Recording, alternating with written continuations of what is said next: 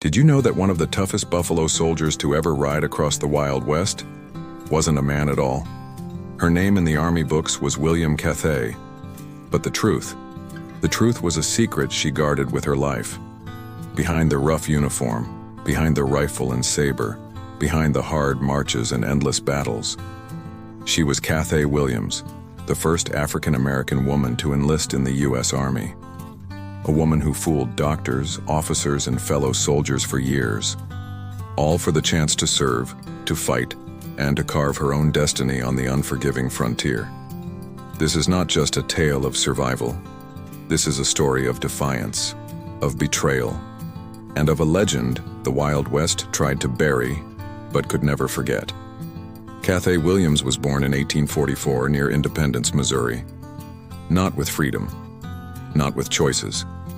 She was born enslaved, the daughter of a black woman in bondage and a free man whose face she would never truly know.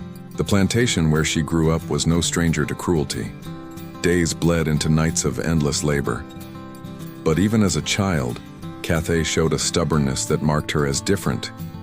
She wasn't meek, she wasn't quiet, she had a fire. When the Civil War broke out in 1861, Cathay was only 17, and like thousands of enslaved people in border states, she was caught in the storm. Union troops swept through Missouri, and with them came freedom, or something like it. Cathay was taken as contraband of war. To the soldiers, she wasn't a slave anymore, but she wasn't free either.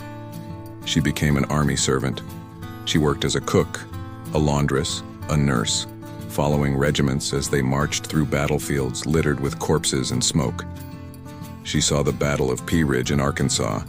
She witnessed the bloodletting at Shiloh. She traveled with Union forces through Georgia, even reaching Savannah. Imagine the horror. A teenage girl surrounded by cannon fire, musket volleys, screams of dying men. Disease ran rampant. Typhoid, dysentery, cholera. Death was everywhere.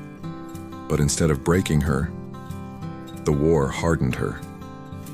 Cathay learned the rhythms of camp life, the orders of officers, the grit of soldiers who kept marching even with their boots filled with blood. And somewhere along the way, she made a vow. If men could fight for their freedom, why couldn't she? When the war ended in 1865, slavery was abolished. Cathay was free. But freedom on paper was not freedom in truth. Black women in the South had few options. Work as servants, laundresses, seamstresses, always bending to someone else's will. Cathay wanted something else. Adventure, respect, independence. And then she saw it. The Buffalo Soldiers. In 1866, Congress had created new regiments of African-American troops, the 9th and 10th Cavalry, and the 38th, 39th, 40th, and 41st Infantry. They were called to tame the frontier, to build forts, guard settlers, and fight in the Indian Wars. These men were legends in the making. And Cathay wanted in. But women weren't allowed to enlist. Not officially, not even as nurses. So she made a decision that would shock history. She cut her hair, she dressed in men's clothes, and she marched into a recruiting station in St. Louis, Missouri. On November 15, 1866, under the name William Cathay, she stood before an army doctor. The exam was quick. They didn't look too closely. Maybe they didn't want to. She passed. At just 22 years old, Cathay Williams became the first and only known female Buffalo Soldier. Suspense beat. But how long could she keep her secret? And what price would she pay if the Army ever found out? Cathay was assigned to the 38th U.S. Infantry Regiment. The life of a frontier soldier was nothing like the camps she'd known during the war. This was harsher, crueler. The marches stretched for hundreds of miles, across dry plains, scorching deserts, and snow-choked mountain passes. Boots wore thin, rations spoiled, and water was scarce. Soldiers ate salt pork and hardtack biscuits that broke teeth. They slept on the cold ground, their rifles their only companions. Cathay endured it all. Her fellow soldiers knew William Cathay as tough, quiet, and capable. She never backed down from duty. She drilled, she fired, she rode. But whispers followed her. Some men said her voice was softer than most. Others swore she moved differently. Still, no one dared challenge her, not when she stood shoulder to shoulder with them in the ranks. They fought skirmishes with Apache raiders. They guarded wagon trains from bandits. They built forts out of nothing but raw timber and sweat. Through it all, Cathay's disguise held firm. And yet, the frontier has a way of breaking even the strongest. After months of grueling duty, illness struck.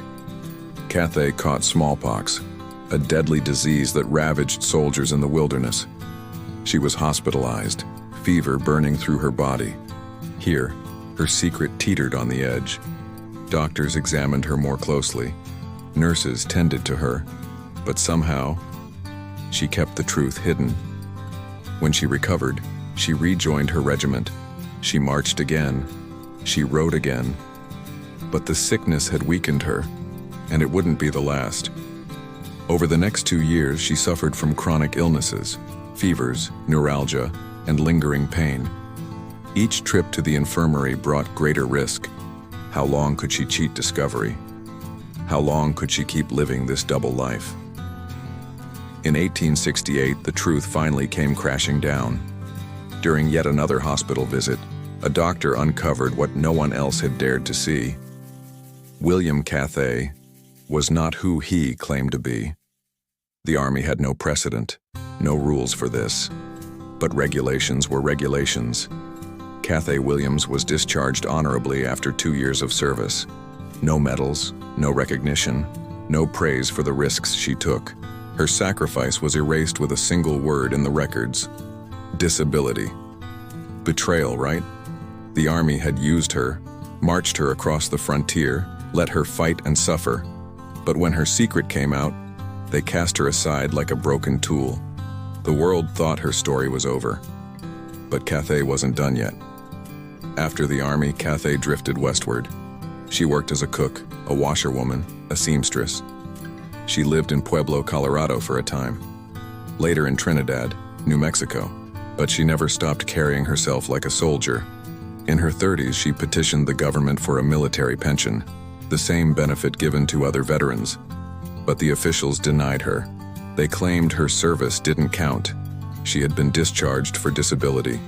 She was a woman. She was black. 3 strikes. Cathay lived in poverty. Some records hint she suffered amputations from diabetes. Others say she faded into obscurity by the 1890s. The exact date of her death is unknown. Some say she died poor and forgotten. Others whisper that she disappeared into the frontier, too stubborn to be remembered with pity. Cathay Williams never sought fame. She sought freedom. And though the Army erased her name, history has resurrected it. Today, she is remembered as the only documented female Buffalo soldier, a woman who defied race, gender, and society's rules to carve out her place in the hardest life the frontier had to offer. She may not have died with medals. She may not have left a grave we can visit. But Cathay Williams left something far more powerful: a legend. If this story of bravery and secrecy shocked you, hit subscribe for more untold Wild West legends. And tell us in the comments, do you think Cathay Williams was a forgotten hero or a rebel who defied the world? Because in the end, one thing is certain: the frontier never belonged to just men.